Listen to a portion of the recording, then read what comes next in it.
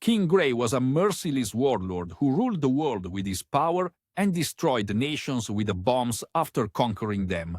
Raised as an orphan, he believed in the survival of the fittest and became the strongest in the world. However, one day someone manages to poison him, but instead of dying, he gets reincarnated into another world as a newborn baby. Now he must navigate his way through this new world of magic and adventures. It all begins one day with King Grey finding himself submerged underwater. He slowly starts losing consciousness, but a strange voice echoes through the void and urges him to seek the light in his next life. The next time he opens his eyes, he is greeted by a married couple staring at him like he's some kind of adorable little animal. He looks around in confusion and quickly realizes that these two are his parents, and somehow he has been reborn as a tiny helpless baby named Arthur Lewin.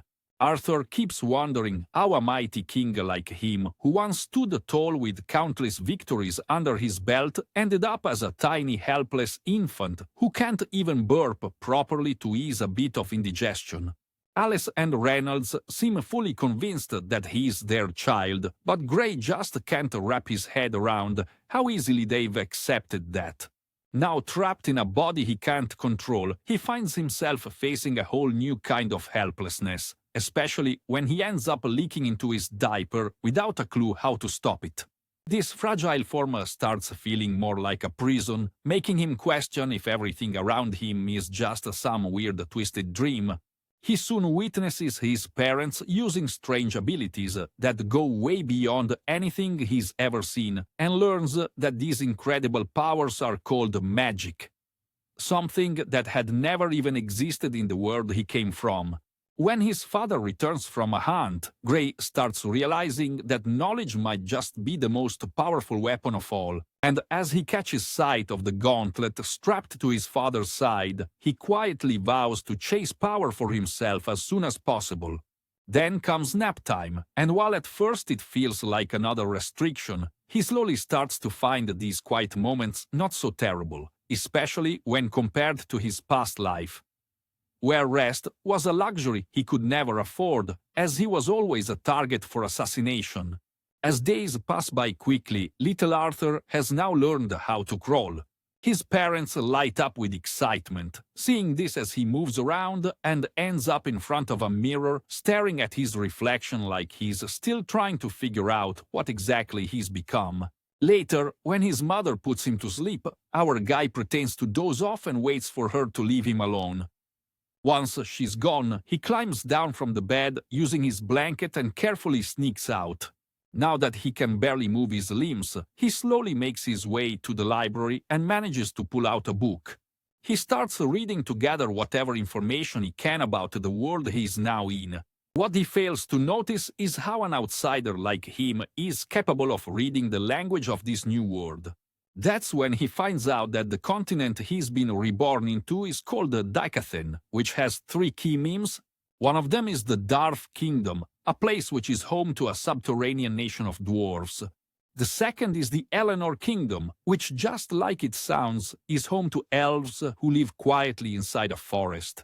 Lastly, there's the human kingdom named Sipin, the one he's currently in. Out of the 3, this one seems to be the most populous one, and like the kingdom he ruled in his previous life, it runs on a monarchy system. However, the only difference is that, unlike his world where the throne was snatched by force, here it is passed down by birth. Our little baby grabs another book, accidentally bumps himself against the ground and winces a bit, before opening it up to start reading again. This time, he finds out that, unlike his old world, this place still feels like it's in its early stages and most of the technology is pretty primitive. What really sets it apart, though, is the presence of magic and a mysterious energy source called mana. He reads that the ability to control mana is supposedly inherited and only 1 in 100 people is actually born with the talent. As he scratches his back and lets out a tiny groan from the earlier fall, he quickly gets back to the book without wasting time. He goes on to learn that in this world, mana is mostly used in 2 ways. Omenters use it to boost their physical strength, which lets them pull off some wild feats normal people couldn't even dream of. While conjurers take a different route by projecting their mana and shaping it with sheer will, little Arthur starts thinking back to that time Alice used some kind of magic on her father to heal him, which makes him realize that there might be more to this than just those two categories. As he keeps going, he finds out that these magic users have something called a mana core, which serves as the key to unlocking all these cool powers, and most people can start accessing them around the time they hit puberty. To awaken as a mage, one needs to channel all the mana flowing through their body into a single point. In his old world, filled with tech, there was a different kind of energy called Kai, and he notices it actually followed a pretty similar principle of gathering power. Thinking back to all those years of training with the Kai, he starts wondering if the knowledge from his past life could now serve as his biggest weapon. He gives it a shot by trying to concentrate all of his mana into one point, but before he can even make a tiny progress, he gets caught by his mother who scolds him for sneaking off like that. Just as things start to feel intense, little Arthur braces himself, thinking Alice may have figured out his little reincarnation's secret. But it turns out all she's concerned about is the fact that he has had a grand moment in his diaper. Arthur refuses to believe at first, but when he touches his diaper to check, he finds it absolutely mortifying since he'd been so caught up in reading that he didn't even notice his own reflex sleeping. Once again, he feels trapped inside this tiny body with an overwhelming desire to break free and get stronger. Time flies, and now it has already been 2 years since Grey was reincarnated. While writing her usual diary, his mother starts getting a little worried as she realizes that for some strange reason their baby boy hasn't smiled even once in all this time.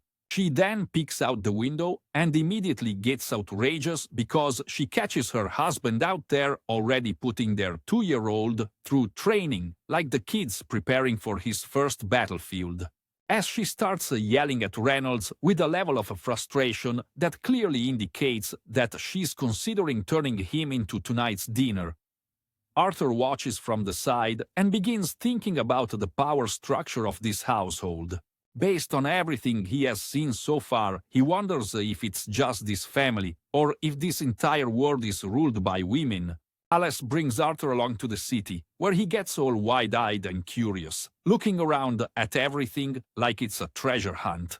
As they pass a weapon shop, his eyes stick to the display, thinking how the types and quality of weapons reveal a lot about this world's tech level. A little ahead, he spots crystals glowing with energy, things he's never seen before. His curiosity shoots up even more when the shopkeeper gives them a small fire magic demo. On their way back, Arthur pretends to be tired and dozes off like a proper infant, fooling Alice into thinking that he's asleep. Even though things that seem cozy on the surface, life in this tiny body still feels like a cage, but the love from his parents slowly begins to chip away at that. For someone who grew up in an orphanage with nothing close to a family, this warmth is brand new. While carrying him, Alice gently talks about how happy it makes her when he sneaks out of bed just to read, or how curious he gets at the market.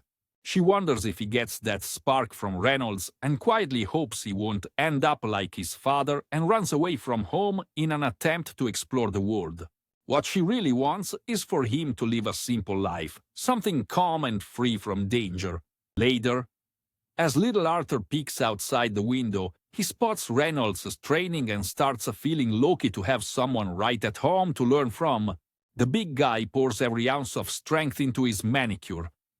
And just when it looks like he's about to wipe out an entire forest, he casually lifts a few stones before letting them drop, crushing whatever hopes the kid had as he thinks if it would be easier to just pick the rocks up by hand.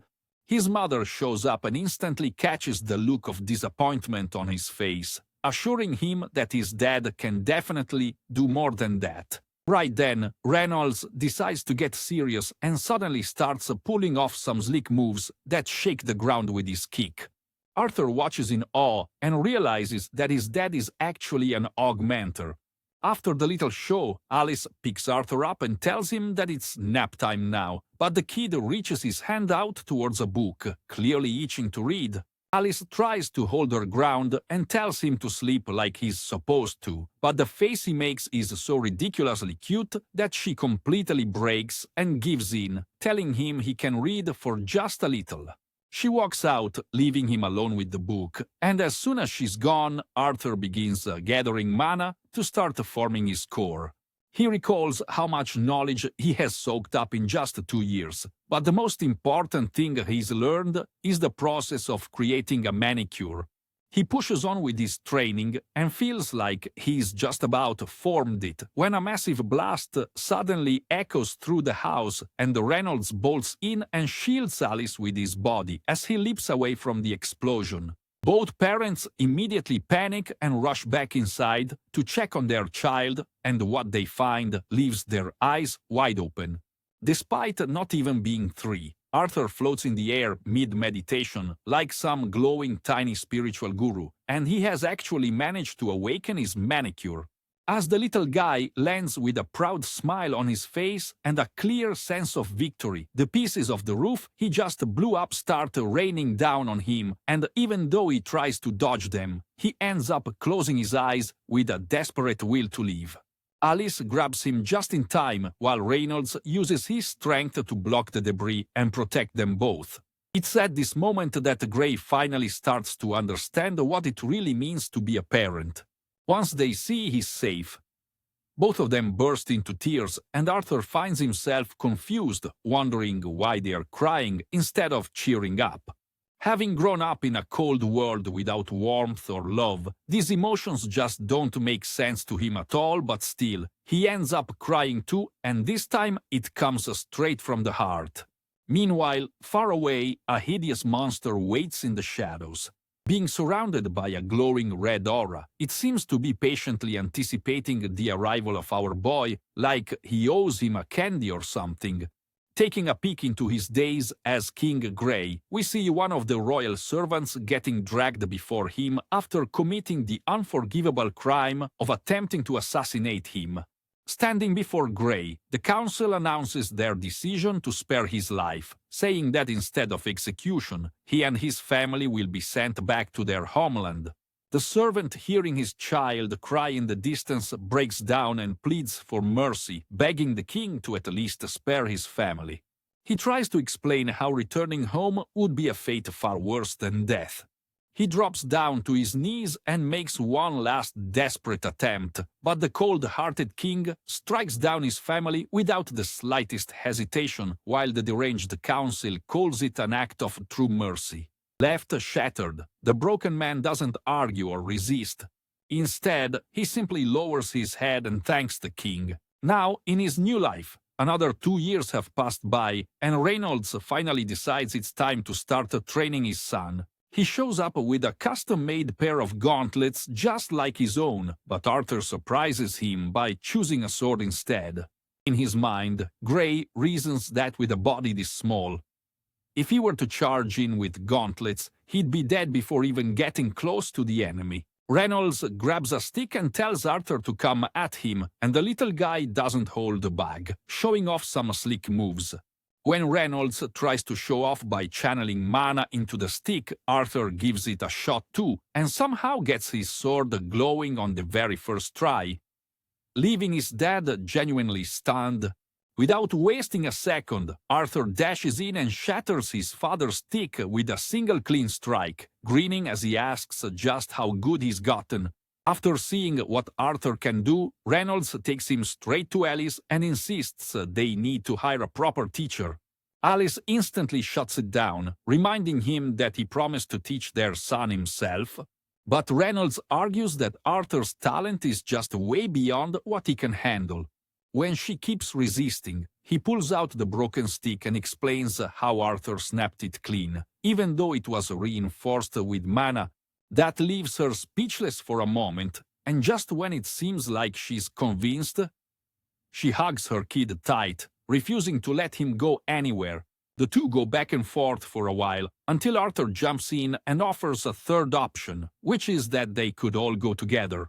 The parents light up, finding their kid a genius, and immediately start packing. They get thrilled knowing that they have hit a jackpot with such a smart little prodigy. The next day, just as they're about to head out, Arthur gets introduced to their travel companions, which is an old squad known as the Twin Horns Party his parents used to roll with back in their adventuring days. A red-haired guy crouches down with a big grin and introduces himself as Adam Cranch. Next, a cheerful lady steps forward and shares her name as Angela Rose. Following them are the rest of the group, including Durden Walker, Jasmine Flamesworth, and an elf named Helen Shard. The journey then begins, and Arthur's mommy tells him that it's going to be fun. Arthur nods, though he can't help but find his way of traveling a bit primitive compared to the aircrafts he once soared in his previous life. As they make their way towards Zira City, the group stops for a break. Arthur enjoys the ride overall, but is still bothered by the fact that they have to face monsters and threats along the way. While resting, they spot some wild wolves approaching, and a whole team gets ready to take them down. Watching the battle helps Arthur figure out that Adam, Helen, and Jasmine are odd mentors like his dad, while Angela and Durden are conjurers. Later that night, while eating dinner, Reynolds tells Arthur to stuff himself up as much as he can since one can't afford to be picky on a journey. Arthur notices something off about his mom, and when he asks, she simply says she's already full. She then spots Reynolds' injured arm and offers to heal him. As she begins, the rest of the team moves out to scout the area and keep a watch, giving her the ghost signal once it's clear. This is because Alice's rare magic isn't something they can afford to let just anyone see. Arthur soon learns that his mother belongs to an extremely rare class of mages known as emitters. Because of how few of them exist, emitters are often targeted, which also explains why Alice and Reynolds have been living far away from towns and cities for so long. After Alice finishes healing Reynolds, Adam asks if he can spar with their son for a bit. Little Arthur gets ready as everyone gathers to watch. Seeing their excitement, Arthur wonders if they've all forgotten that he's just 4 years old. Our boy decides to test how far he's come and gets serious. He channels mana into both his sword and legs, leaving Adam confused about how a kid that's small could even pull that off. Before Adam can react, Arthur dashes behind him and kicks off a quick exchange. Their mini-battle ends with Adam going all in and knocking Arthur off his feet, but before the boy can hit the ground. A wind magic spell catches him mid-air and sets him down gently. Helen scolds Adam for not holding back against a kid, but Adam insists the little monster is no ordinary child and wonders what kind of hellish training he's been through. Jasmine, someone whom usually keeps her herself, walks over and asks Arthur to teach her the technique he used on his legs. After that, the journey rolls on and little Arthur finds it surprisingly smooth. They make more stops along the way, and during each one, Arthur gets the chance to train a bit and pick up something new from each of the squad members. Along with learning, he also shares his own method of leg enhancement with Jasmine and notices she's actually catching up to him pretty fast. As the days pass, Jasmine starts opening up to Arthur and even ends up gifting him a small blade with a secret thread on it. At one of the stops, Arthur catches his mom feeling a bit nauseous and wonders if she's hurt, though she assures him she's completely fine. The journey stays peaceful until a bunch of bandits suddenly attack them. Everyone quickly gets into position to defend themselves, but the sheer number of enemies clearly outmatches their small group by a huge margin. The bandit leader yells out to spare the women and kids since they won't fetch a good price if they're injured. Right after that, the bandits begin their assault on the order of their nasty leader. As the fight kicks off, the Twin Horns party along with Arthur's dad start pushing back, but even though they're strong, they're starting to wear down since they're just too outnumbered. Just then, Reynolds gets hit and crashes straight into the carriage, where his family is hiding. Alice comes rushing out to heal him. But Reynolds stops her, warning that things could get even worse if the enemy finds out what she can do. He even turns to his son and tells him to grab his mom and get as far away from here as possible. But the little guy isn't having it and argues that he's not useless either and wants to fight alongside him. That's when Reynolds reveals the truth, telling Arthur that his mother has a baby inside of her belly and that he has to protect her no matter what. That finally clears up all the times Arthur had seen his mom looking sick along the way. Reynolds calls him Big Brother and hands over the job of guarding his mom. Following his dad's words, Arthur activates his mana and starts sprinting away with Alice. Meanwhile, his dad stays behind to serve as a decoy, throwing everything he's got at the enemy boss so his family can make it out alive. As Arthur keeps running with his mother, two bandits suddenly block their way, but before they can do anything, Jasmine and Adam show up and take them down without hesitation, telling Arthur to lead the bandits to them. He and Helen joins in, firing off an arrow that strikes down another one, trying to stop him. Arthur pushes forward with memories of the countless lives he once took as grave flashing through his mind, and now here he is, on the other end of that predator-prey chain, running not as the hunter, but as the hunted, trying to protect the soul that's his own. Just then, a conjurer mage catches sight of him running off with his mother and launches a wind spell straight at them. Arthur reacts on instinct and shoves his mom aside to shield her, but the blast catches him head-on and sends him flying off the cliff. While falling, he refuses to let the conjurer bandit get away and uses the dagger with the secret thread Jasmine had gifted him to hook on to the guy and drag him down with him. Angela and Darden give it everything they got trying to save Arthur using their spells, but unfortunately their magic doesn't reach in time. His mom screams out his name as he falls, but the boy is already going down. As he drops down and down, Arthur feels something strange stir inside him, completely powerless in that moment, yet oddly at peace, as he finally understands what it truly means to protect someone with all your heart. In that moment, he realizes what the royal slave who got punished for a murder attempt must have felt back then when his own family was annihilated right in front of him. It finally clicks why his parents shed tears for him, and why they would never regret choosing his life over theirs. Tears stream from Arthur's eyes as he remembers that he was supposed to be a big brother. But now that dream might never come true as he plummets down ready to kick the bucket for good. But somehow, against all odds, Arthur wakes up and finds himself still in one piece, lying inside a forest, filled with thick, foggy miasma. He opens his eyes, dazed and confused, trying to figure out where he even is. That's when a thunderous sound of the footsteps echoes around him, making him scramble up in panic to check it out. Right in front of him stands a huge, terrifying monster that nearly scares the life out of him, only for it to casually greet him with a cheerful good morning. Just then, the story suddenly rewinds to a moment with a little girl talking to a lady of finding something pretty, insisting that she might not be able to find it again if she loses it now. One of their voices sounds eerily familiar, almost identical to the one Gray had heard during the moment Theo's eyes caved into this completely different world of magic. Jumping back to the present, Arthur finds himself face to face with the hideous monster standing right in front of him. He feels scared by her form and wonders how he even ended up in this place. But what bothers him more is the thought of whether this monster is actually trying to lure him into something, trying to figure out the creature's intentions while also wanting to protect himself. Arthur leaps in to attack her, only to get flicked away by just two of her fingers and slammed straight into the ground. To his shock, the creature knows his name and tells him he still has a long way to go, instantly making him realize that he doesn't stand a chance against her.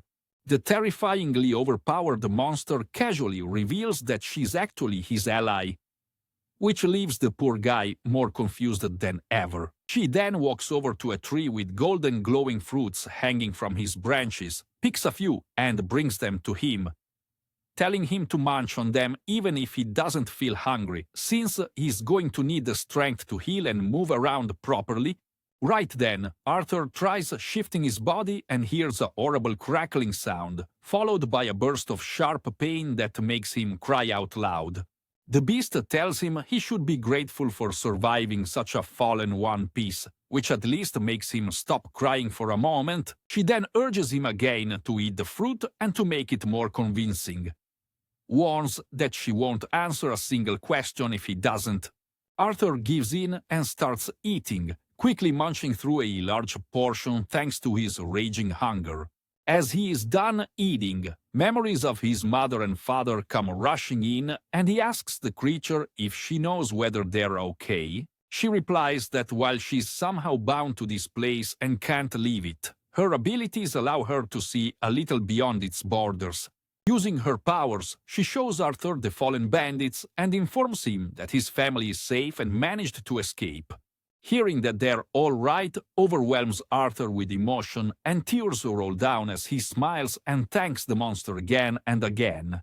Just then, the creature finally reveals her name as Sylvia, and it becomes clear that she herself seems to be wounded badly. Days go by and Arthur continues eating and slowly regaining his strength under the watchful eye of a beast that looks like it could devour anything in sight. Even though he's mostly healed and eager to return home, Sylvia explains that he can't leave just yet. Apparently, they're on the outskirts of Elsha Forest, which happens to be a dangerous place crawling with wild beasts and thugs who wouldn't hesitate to rob travelers or sell kids like him into slavery. Still, Sylvia assures him that she's working on a plan to get him out safely. She understands how much he wants to reunite with his family, but creating a dimensional portal takes time and preparation. While she handles that, Arthur picks up a branch and starts practicing his swordsmanship to keep himself busy. Watching him move, Sylvia encourages his training, saying it's good for his developing body and would help him stay healthy as he recovers. Despite everything, she hasn't mentioned a word about herself or her worsening condition. For all of her terrifying appearance, Sylvia proves to be a warm and gentle soul deep down.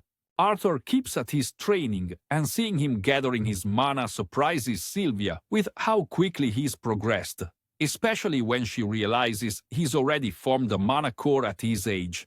Getting impressed, she shows him an even more advanced technique and asks if he knows how to use it. Arthur stares in awe and replies that she's collecting mana while casting it at the same time. Comparing it to fueling an aircraft mid-flight, he can't wrap his head around how someone could even pull that off. Sylvia goes on to explain that people tend to hold a rigid idea about mana, where they see collecting and using it as two separate things, while mana beasts like her are already used to handling both at the same time without trouble. She compares it to something as natural as breathing and then asks if he wants to learn it too. When she notices how fired up the kid looks, she follows up by asking how he would use it if he actually managed to learn the technique. As soon as he responds by saying he would destroy everyone who dares to take his loved ones away, she instantly tells him that he's failed. Arthur gets worked up and argues that it makes sense to wipe out anyone who threatens his family, remembering how this mindset was exactly what helped him rise as the most powerful king his world had ever seen.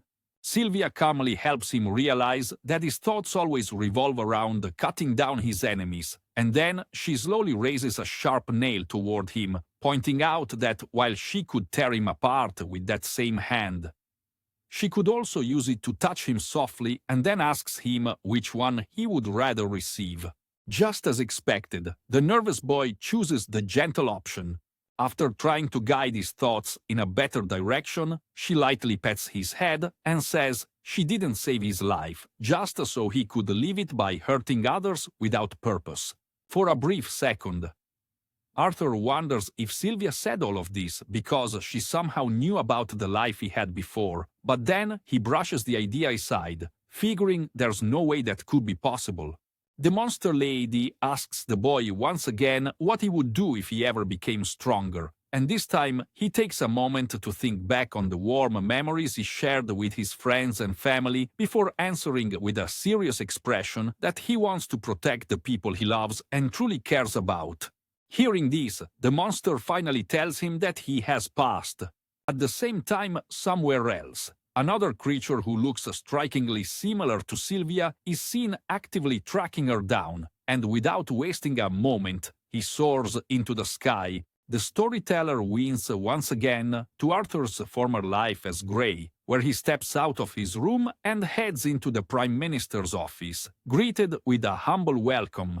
Grey silently stares at the wall, reflecting that he is nothing more than a king and title, while the real power lies with the Parliament.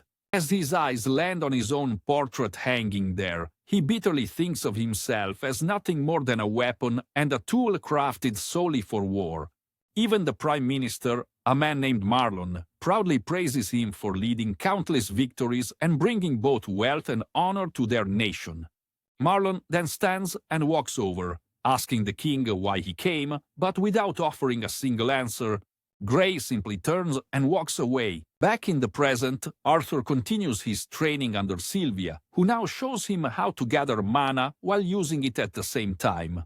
She lets him know that if he manages to master this technique, his magic capabilities will grow significantly.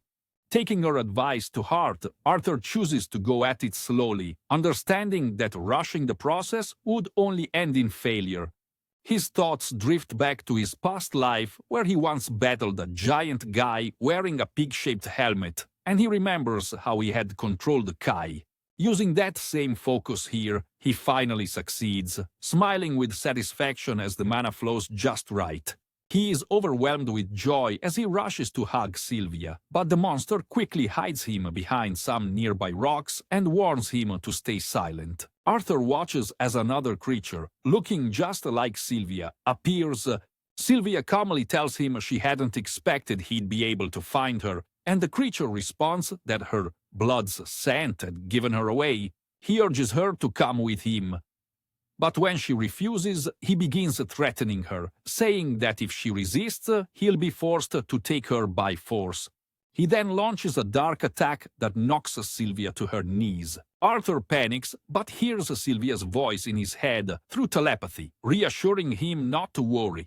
As the big bad monster keeps taunting her, Sylvia taps into her hidden strength and breaks free, shedding her disguise to reveal a majestic, Pegasus-like dragon beneath. The big bad monster now looks genuinely alarmed, and as she charges at him, he warns that using such power would cut her life short. Sylvia calmly replies that while she would miss this life dearly, she wouldn't mind dying as she's already lived a happy one. Just as it seems like she has the upper hand, the dark monster fires off a devastating barrage of dark energy, and Sylvia starts to worry about Arthur's safety. As the enemy prepares another blow, she unleashes her strongest magic and freezes time. Calling out to Arthur, she tells him to come forward, revealing her true form in all its glory and with the flair of a human girl who lives for compliments and praise. Proudly demands that someone acknowledge just how stunning and remarkable she is. Without wasting a second, she opens an interdimensional rift and explains that it connects to a faraway location and asks if he'll be alright on his own. She once again reminds him to use his powers wisely, and when Arthur gives her the answer she hoped for, she presents him with a glowing oval-shaped object and tells him to wrap it in her feather and protect it carefully. She also grants him a mysterious power that marks his arms with glowing patterns similar to her own. As the time to say goodbye finally arrives, Sylvia admits that she could have sent him home from the very beginning, but chose not to simply because she had so much fun spending time with him. Arthur clenches his fists and starts crying, realizing that his strength is still too small to protect the one who meant so much to him. Before leaving, Arthur realizes just how much his time here has changed him.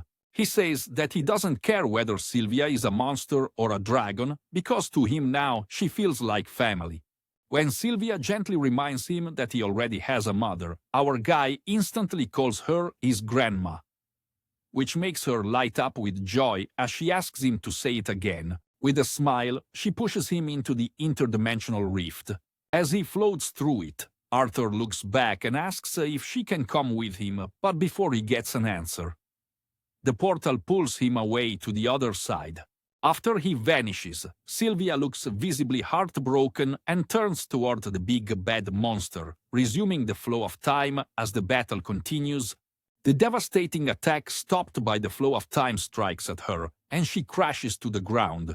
Pretending to be defeated, she tricks the enemy into thinking she's dead.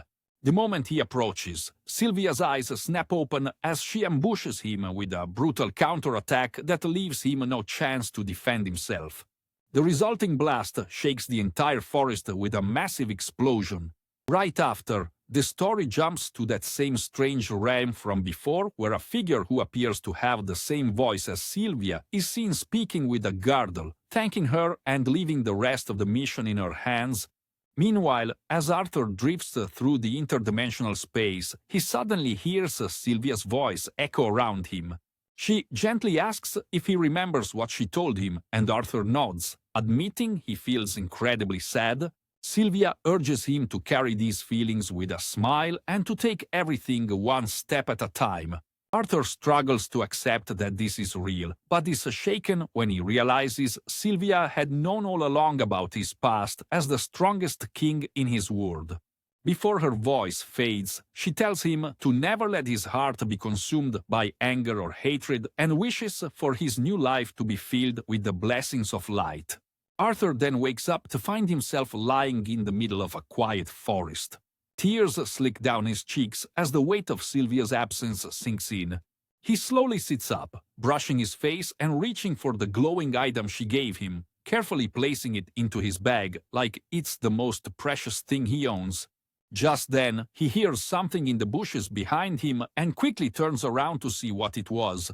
The voice Arthur hears sounds like a girl's scream and instantly makes him think that someone's in danger. He doesn't waste a second and boosts his legs with physical enhancement and dashes after the sound. Arthur leaps onto a tree and checks the glowing item Sylvia gave him, making sure it's safe before quietly securing it back in his bag. Then he literally becomes Mowgli from the Jungle Book as he springs from branch to branch, flying through the treetops until he finally reaches the source of the commotion. There he spots a group of slave traders who have captured a young elven girl with gray hair and are busy arguing about how much they could get for her on the market. The moment he hears them talk about selling her off, he recalls the bandits who tried to do the same to him and the women during that ambush on their journey. The thugs ruthlessly toss the little girl into a carriage. And while the sight nearly makes Arthur lose control, he manages to steady his nerves by recalling Sylvia's teachings.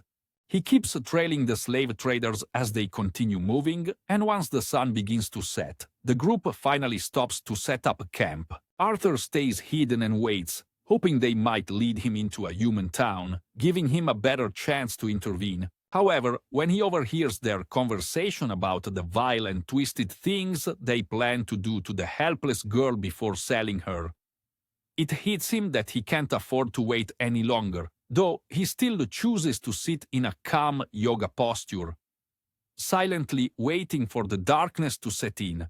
As Meg falls, his eyes shift toward the horned wolves tied near the camp, and he begins to wonder why these beasts are following the slavers without even a hint of resistance. That's when he spots the magic, which instantly explains everything. The sight sparks an idea in his mind, and without wasting time, he tosses a few stones toward the wolves, triggering a commotion. The thugs quickly grow anxious, fearing the noise might draw unwanted creatures from the forest, so they send one of their own to go shut the wolves up. Arthur's plan works, and he charges his fists with a bright red mana before slamming it straight into the guy's face, knocking him out cold. He pulls out his dagger, hiding just before the next fake-ass thug comes to check on his missing partner. The thug casually jokes about the guy possibly taking a piece somewhere, but the moment he sees him lying on the ground unconscious, it's already too late. Arthur catches him off guard, slicing the thug down before he can even react. Then comes the third one, wandering and clueless. And Arthur launches forward with a quick dash, slicing across his leg and leaving him injured. The injured thug yells out to his boss, warning him to be cautious as the boy attacking them appears to be a kid mage. This immediately piques the leader's interest, and he starts seeing Arthur not as a threat, but as a golden goose that just walked into his camp. The leader throws away his weapon and gathers mana before lunging, hoping not to make the kid kick the bucket. But to his surprise, Arthur dodges the attack with ease, and as the guy tries to follow through, Arthur counters by dashing behind him and using his dagger with a thread tied to it, trying to restrain the thug's movements. Unfortunately, the leader manages to grab hold of the weapon, yanking Arthur toward him before slamming the boy aside with a brutal kick and pinning him down with his legs. Arthur swiftly condenses fire magic and burns through the thug's leg, breaking free. This gets the thug furious, and he finally gives up on capturing Arthur alive and prepares to finish it off for good. But before he can make his move, Arthur drives his blade straight into the thug's head, ending him instantly. That just leaves the last surviving thug, who stumbles backward and immediately begins begging for his life, realizing he has no chance of escaping alive. After dealing with the thugs, Arthur rescues the girl but quickly notices something odd about her. He gently tells her that she's free now and can go back home. The little elven girl notices the bruises on his arm and asks if he's hurt. That simple question makes Arthur pause, realizing that it's the first time he's spoken to someone his own age. He asks her to wait for a moment, then moves to hide the thug's body so she won't be scared, telling her that there are things kids shouldn't see. The girl frowns and points out that he's a kid too, but Arthur doesn't respond much. When she asks what happened to the thugs who kidnapped her, he quickly comes up with an excuse that they got caught in some kind of accident. Just as he's about to leave, the girl hesitates and admits she's scared, asking if he's really going to leave her alone. Arthur asks if the elven forest isn't safe for her, and she explains that her parents warned her about a tree ghost that would eat her if she wandered too far by herself. He asks where she came from, and she points in the opposite direction of his path. She explains she was chasing some bugs and got lost. Thinking back to his own days as an orphan, Arthur decides not to abandon her. His gaze shifts to the wolves still tied near the camp. For a moment, he considers finishing them off since he doesn't know how to control them. But before he can react, the girl argues they should release the wolves back into the forest, or else they might die here. She then takes off the magic items from the wolves, while Arthur keeps worrying that they might turn on him any second. But despite that, he decides to walk with her to make sure she gets home safely. They keep moving until the sun finally rises, and when they stop to eat, the girl finally introduces herself as Tessia Eralith. Arthur offers her his dried meat soaked in salt, which ends up tasting terrible to her. Not that Arthur cares, since to him, food is only about survival and nutrition, while the girl, being the full-on kid, reacts exactly how any spoiled little brat would. When Tessia asks why he came to the Elshire forest, our boy simply says he got separated from his family, which leads her to assume that she is not alone in being lost. Arthur asks her about the kingdom of Eleanor and what her life is like.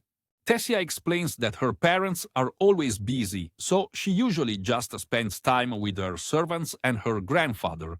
As they continue walking, Arthur finds that there are no proper roads leading to the kingdom, and just then he notices a bunch of fireflies glowing around Tessia, who starts playing with them and even slaps one onto Arthur like it's some kind of earring.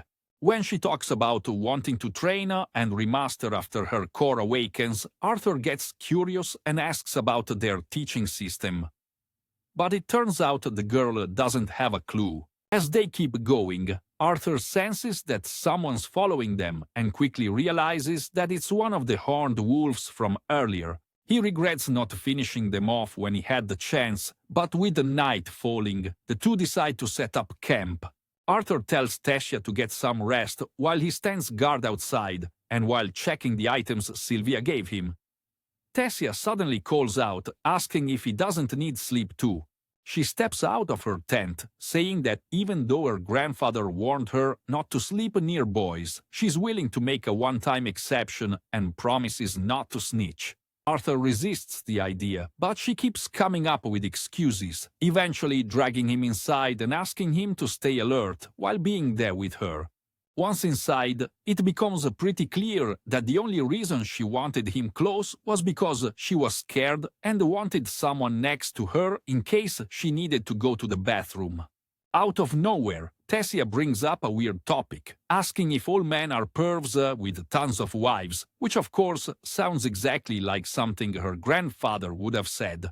Arthur quickly disagrees and says he's pretty sure elf men are just as bad, then asks if she even knows what a perv even is. But before he can explain anything, the girl ends up falling asleep, completely worn out from their journey. They then continue their journey the next day, moving across all sorts of terrain as Arthur starts growing more restless, with every step worried about his family and desperate to see them again. Out of nowhere, he begins to feel a sharp, unbearable pain in his mana core, and Tessia, seeing him struggle, instantly runs off to find herbs that might help. The pain doesn't ease much, and to make it worse, the intervals between the waves of agony keep getting shorter. Just when Arthur feels completely drained, the same horned wolf from earlier appears again, and given everything he's been through, our boy instantly assumes it's a threat. But to his surprise, the creature simply walks up and drops an animal as some sort of gift, clearly trying to return the favor. Tessia watches the scene and calls it a reward for being a good kid, which honestly sounds like another one of those things her fancy grandpa would say. Later that night, Arthur cooks the meat and finds it surprisingly tasty, but then Tessia tries to be generous and hands him some mushrooms, saying it's a special cuisine for women in her region. The stuff doesn't sit well with Arthur at all and ends up giving him a terrible stomach. Once they crawl into the tent, Tessia starts chatting about herself, saying she's used to reading a book before bed and wants to travel the world to see the places she's always loved reading about. But before she can get too far into her little dream, this time it's our King Grey who knocks out instantly, completely worn down by the intense pain he had to endure all day. So Tessia simply gives him a blanket and falls asleep beside him. The next morning, as they keep moving, the pain Arthur's been feeling refuses to fade even a little, and though Tessia apologizes after seeing him struggle, he tells her not to worry since they're almost at her kingdom anyway. Being stuck in Kid's body, Arthur can't help but feel irritated by how powerless it makes him feel. Tessia then mentions how close the two of them have gotten lately and asks if she can call him Artie and officially be friends. To which Arthur simply replies that he doesn't mind. His short answer makes her nervous, so Arthur tries to lighten the mood by saying that as a humble country boy, he's honored to be called Artie by the noble Lady Tessia Eralith, which instantly earns him an eye roll as she clearly finds the old man joke annoying. Not letting it end there, Arthur tosses the teasing right back at her by pointing out how she's a scaredy cat who can't even go to the toilet alone. Her Highness Tessia gets flustered and insists she thought of him as a friend. Just then, she suddenly says she sees something, but Arthur barely looks, thinking she must have spotted some random leaves or fireflies again, until they both notice a glowing entrance inside a tree, shining with a greenish aura. Tessia lights up with excitement, saying they've finally arrived, and reaches her hand out toward him, asking him to come along. Once they pass through the teleportation gate, the two immediately find themselves surrounded by guards who grab Arthur and raise their swords at him.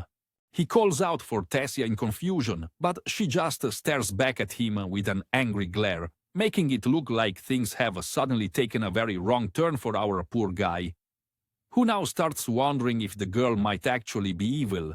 As the tension in the air builds and it starts feeling like game over for our boy, Arthur blames himself for letting his guard down just because of Tessia's innocent act.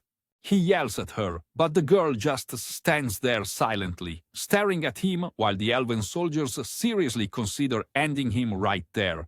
Frustrated and furious at his own gullibility, Arthur starts sinking into memories from his past life, regretting how easily he trusted her. Just then, the soldiers raise their voices again, calling to kill him, but this time, Tessia shouts for them to stop and quickly steps in front of Arthur, trying to shield him and begging them to let him go. The Knight Commander argues that Arthur is still a human and could pose a threat to their lives. But Tessia fires back, saying he's not dangerous at all and even saved her from some thugs. That only makes the guard leader angrier as he lashes out, convinced that Arthur must have used some kind of brainwashing trick on the young princess. But before anything worse can happen, a green light flickers in front of everyone and an old Gramps steps out of a portal, calmly telling the soldiers to let the kid live. Tessia immediately rushes back to Arthur's side, checking if he's okay while throwing some harsh words at the guards for overreacting. The old man, who turns out to be Tessia's grandfather, and apparently the one responsible for stuffing her head with all sorts of random nonsense, chimes in, saying the soldiers' reaction was understandable, especially when they found their missing princess suddenly returning with a human. Someone they still think of as a wild, dangerous creature. The Gramps introduces himself to Arthur as Virion, the former king of Eleanor and Tessia's grandfather, and personally thanks him for saving their princess. Arthur stands there in disbelief, completely stunned by the fact that he had unknowingly been traveling with actual elven royalty this whole time. Seeing Arthur's shocked reaction, Virion turns to Tessia and asks if she really hadn't told him anything. Just then, Tessia's parents, the current king and queen, call out her name and the little girl bursts into tears, running straight into their arms. Her father catches sight of Arthur and immediately assumes he's a threat, commanding the guards to take him down at once. But Virion steps in calmly, explaining that while Arthur may be a human, and yes, even a bit of a barbarian in their eyes, he's also the one who saved their daughter and brought her home. Tessia agrees and steps between Arthur and her father, holding her arms out protectively as she pleads with him not to harm the boy who saved her life. She even asks her father to invite Arthur to the castle as a guest. Tessia hurries over to Arthur with a big smile and holds out her hand, inviting him to join her for some royal cuisine at the castle. She looks back at her dad with those pleading eyes no father could ever say no to, and with a reluctant sigh, he gives in. Once that's settled, Virion leans toward Arthur and tells him to come see him later. Arthur can sense something strange and powerful about the old man, and judging by his current situation, it's not like he's in any position to say no. Right then, the little princess grabs Arthur by the hand and pulls in along with her. As they walk, Arthur can't help but admire the beauty of Eleanor with its lush scenery and unique architecture. But of course, the people around aren't exactly throwing him a welcome party. They glare at him with eyes that scream asterisk. "You don't belong here, asterisk." That cold reception reminds Arthur of what he once read about the long-standing tensions and wars between humans and elves. And it's clear those wounds haven't healed.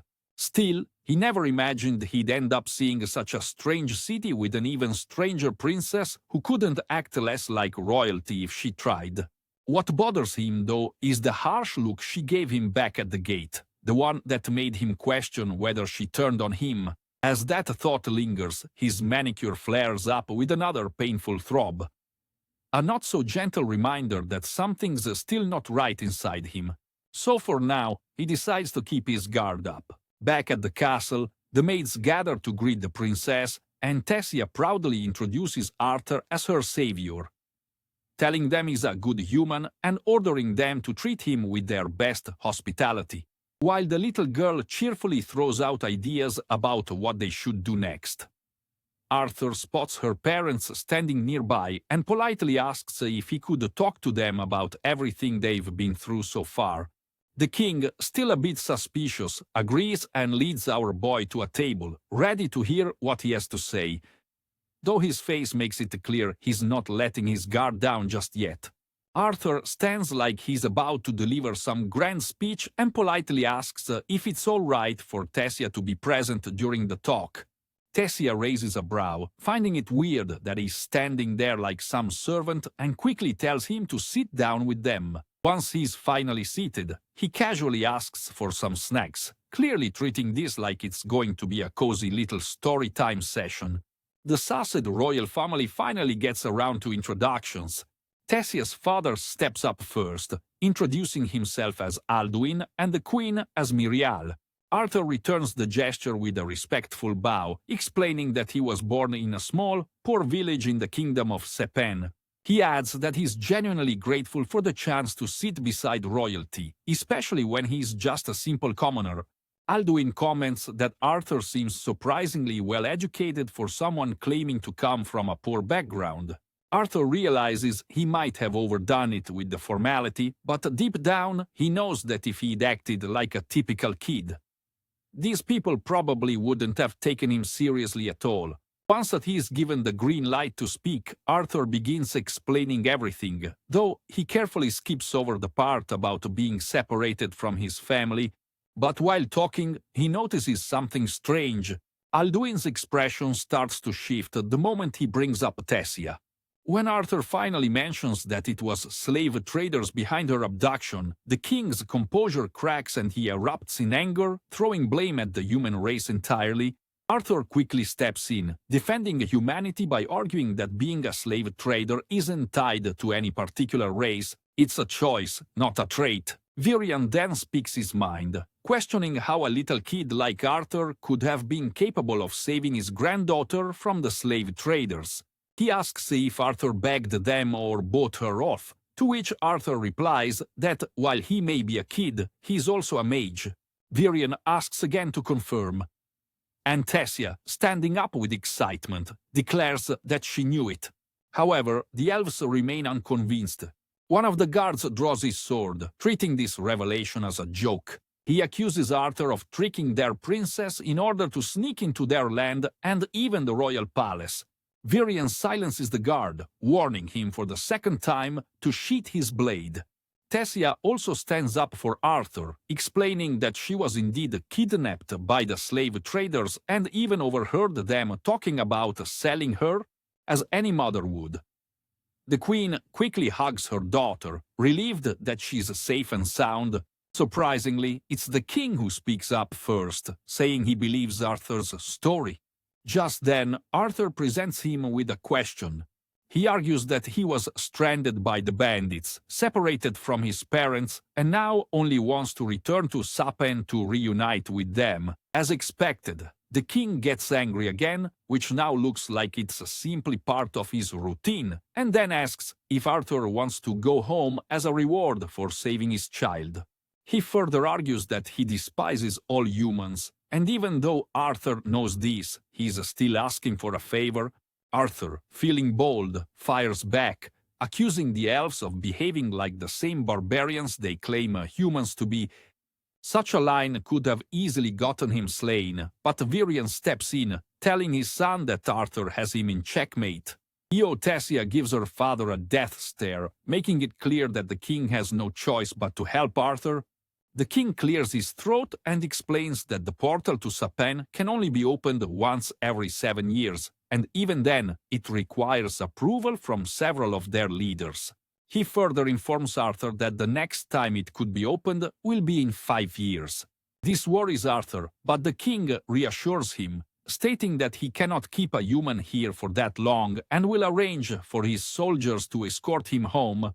Arthur, feeling relieved, thanks him.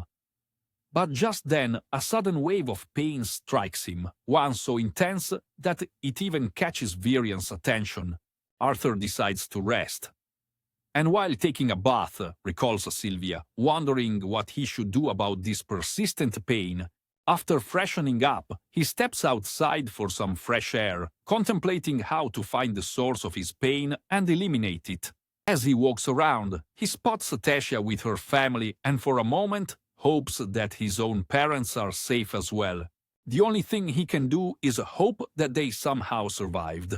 Tightening his fist, he wonders if they would greet him with a smile. Arthur stands up and begins to move, while Tessia quickly rushes over to him. He teases her a bit, but the little girl apologizes on behalf of her family for their rudeness towards him. Arthur dismisses it, telling her that it's just their way of showing they were worried about her, and advises her that she should embrace being a spoiled little princess, but also be responsible. Standing beside her, he asks if his parents would be happy to reunite with him. Upon seeing his gloomy face, Tessia pinches his cheek and tells him they definitely would, as even she misses him, even though he's still right there. Just then, fireflies appear again, and Arthur is reminded of some of his memories, realizing that he's been fighting his past and getting swallowed by darkness. He apologizes to the princess, telling her that he's sorry for acting this way. Suddenly, one of the fireflies darts toward them, and Arthur, thinking it might be an attack, quickly steps on it before leaping to grab it. He tries to kick it, but before he can, Virian appears before him. Arthur shouts at him, asking if he's trying to hurt his own granddaughter, to which Virian calmly responds, asking if a mere firefly could actually do any harm. Arthur opens his hand, realizing that Virian is right. The old Gramps actually used this moment to test Arthur's skills, and now he's certain that Arthur really did defeat the slave traders on his own.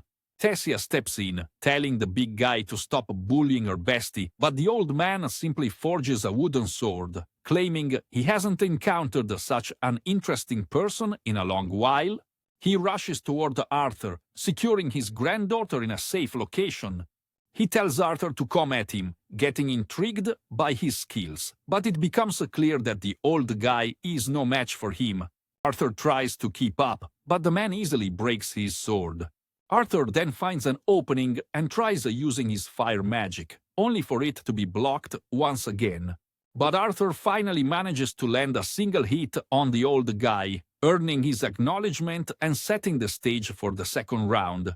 Before that can happen, Tessia pinches Arthur's bumper hard, causing him pain he'll remember for a long time. The old man tells Arthur there's a way through which he could let his parents know he's alive, but before he can explain further, Arthur is struck with an intense pain that brings him to his knees. The old man reveals that Arthur has inherited a beast's will and urges him to become his disciple, warning that if he doesn't, he might die from the pain.